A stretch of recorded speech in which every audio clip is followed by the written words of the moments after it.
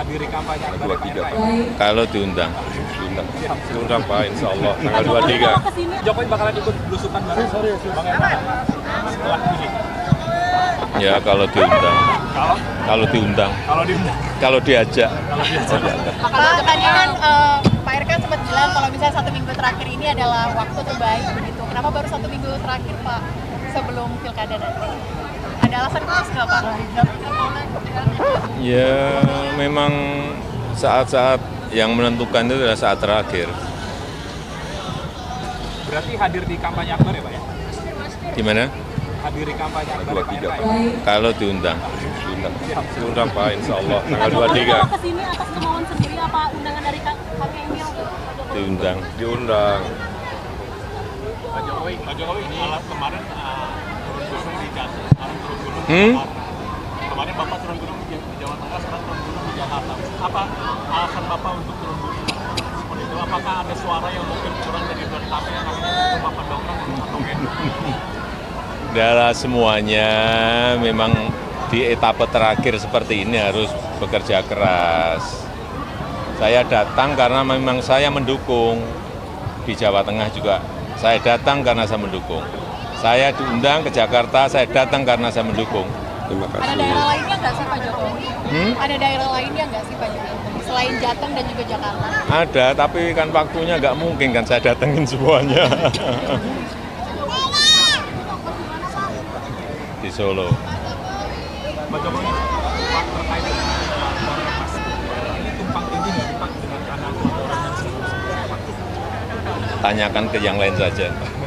Pak Jokowi dengan dukungan Pak Jokowi apakah bisa mendongkrak elektabilitas Kang Emil lagi Pak Jokowi mungkin di atas 50%? Kedaulatan ada di tangan rakyat. Pak Jokowi waktu Kedaulatan ada di tangan rakyat.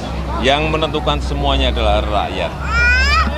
Pak Jokowi Kita ini hanya berusaha, berikhtiar.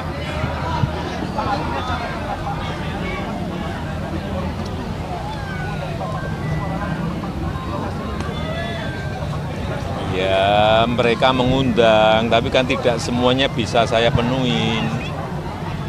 Ada yang minta statement, ada yang minta foto, ada yang pengen buat video. Ya, saya terbuka kok, saya layani semuanya. Mungkin ada sudah lebih dari berapa? 80-an. Pak, waktu Pilpres kan Bapak memprediksi 51% ya Pak. Kalau sekarang untuk Pak RK sendiri di Jakarta memprediksinya berapa persen? Mengingat surveinya kan naik turun juga Pak. Saya nggak mau memprediksi. Pak Jokowi ada Karena di setiap pilkada itu ada hal yang bersifat kedaerahan yang sulit kadang-kadang terdeteksi. Tapi kalau calon mestinya sudah menguasai medan, ada feeling politik, rakyat seperti apa, beda. Kalau saya kan sudah purna tugas. Pak Jokowi ada kecewa nggak ke Pak RK datang Pak?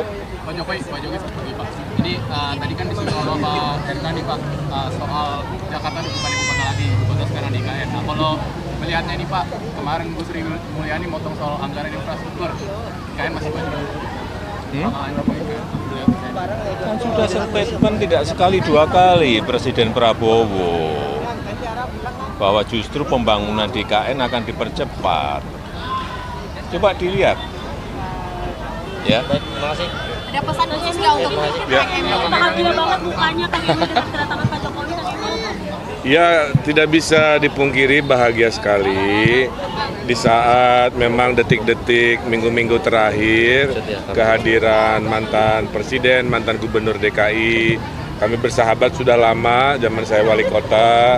Sebelum saya wali kota, beliau hadir sebagai wali kota. Saat saya wali kota, beliau hadir sebagai gubernur, kemudian membersamai sampai beliau presiden 10 tahun, kemudian di IKN.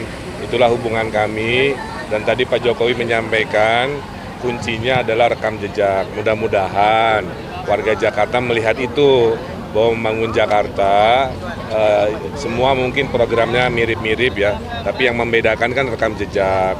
Saya pernah ngurusin kota, pernah ngurusin koordinasi dengan pusat sebagai gubernur, nolongin Jakarta juga, bikin 2 bendungan kan di Bogor.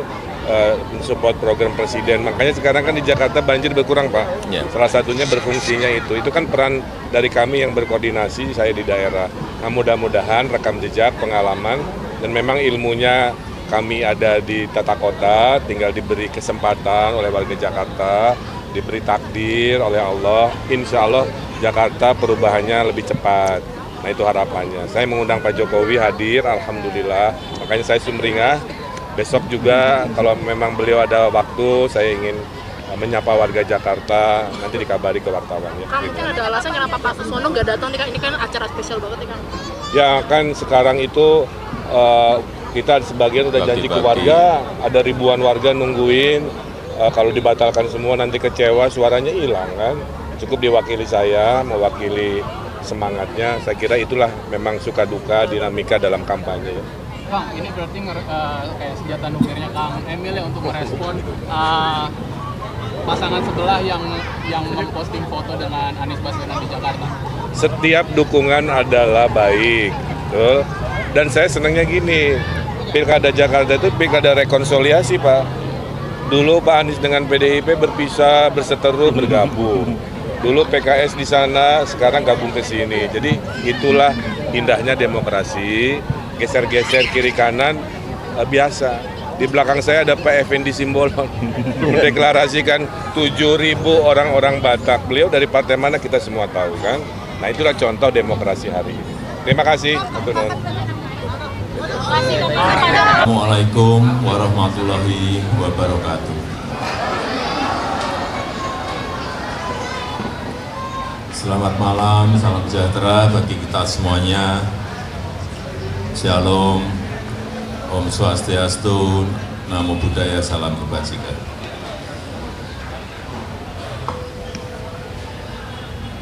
Bapak Ibu yang saya hormati, yang saya muliakan, saya mungkin ingin langsung saja pada urusan Jakarta. Masalah utama Jakarta dari dulu sampai sekarang mulai sedikit demi sedikit mulai terselesaikan. Yang berkaitan dengan macet, yang berkaitan dengan banjir, yang berkaitan dengan tata ruang, yang berkaitan dengan tambahan sekarang satu lagi, yang berkaitan dengan polusi. Macet, sudah dibangun MRT, LRT, kereta bandara, kereta cepat.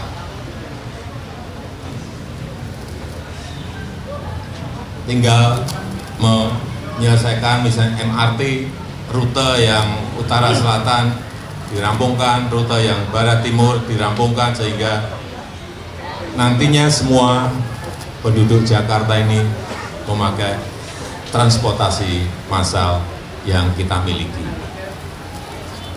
Dan yang kedua yang berkaitan dengan banjir. Banjir Sungai Ciliwung itu sudah dinormalisasi kurang hanya 16 km. Itu kalau dikerjakan secara cepat, perkiraan saya 2 tahun selesai, insya Allah selesai. Kemudian tata ruang. Kita tahu yang berkaitan dengan tata ruang ini sangat rumit sekali, berkaitan dengan kawasan kumuh, berkaitan dengan ruang terbuka hijau, yang ini juga harus bisa diselesaikan. Dan yang paling sulit memang mungkin ke depan adalah urusan polusi, karena air quality index kita sudah di Jakarta ini sudah 190-an, padahal maksimum itu 0 sampai 50, artinya ini sudah melampaui ambang batas yang diperbolehkan. Terus dalam pilkada ini, dalam pilgub ini, apa yang harus kita lakukan untuk memberikan keyakinan kepada kita bahwa masalah-masalah itu bisa diselesaikan? Kalau Bapak Ibu bertanya kepada saya, jawaban saya rekam jejak. Rekam jejak.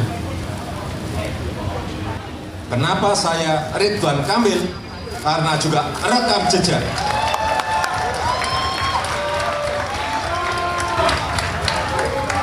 Saya ulang, kenapa saya Ridwan Kamil? Karena rekam jejak. Bapak Ridwan Kamil yang pertama pernah menjadi wali kota. Dalam skop manajemen kecil, mengelola kota itu juga tidak mudah. Beliau sudah memiliki pengalaman itu.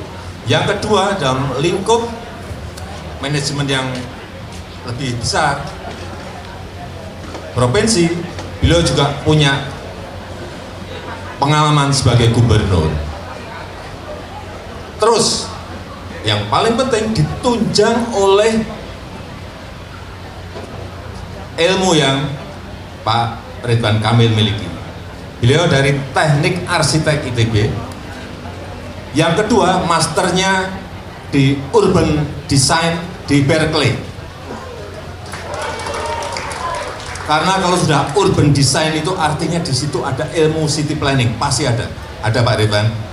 Pasti ada. Di situ ada urusan yang berkaitan dengan landscape kota, pasti ada. Dan yang lain-lainnya. Artinya, secara rekam jejak punya, secara ilmu punya, kurang apa lagi? Mau pilih yang mana lagi? Iya enggak? Iya enggak? Kalau saya itu aja, udah. Itu aja. Sekarang tinggal Bapak Ibu semuanya, saudara-saudara semuanya bergerak dalam waktu yang sangat sempit ini. Kalau gerakannya masih benar, semuanya betul-betul berusaha untuk kota Jakarta yang kita cintai ini,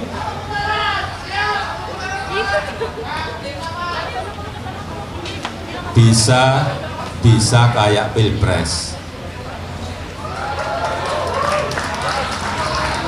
Pilpres itu bayangan kita 51%, dapatnya 58,5%. Saya rasa itu saja yang ingin saya sampaikan. Terima kasih. Assalamualaikum warahmatullahi wabarakatuh.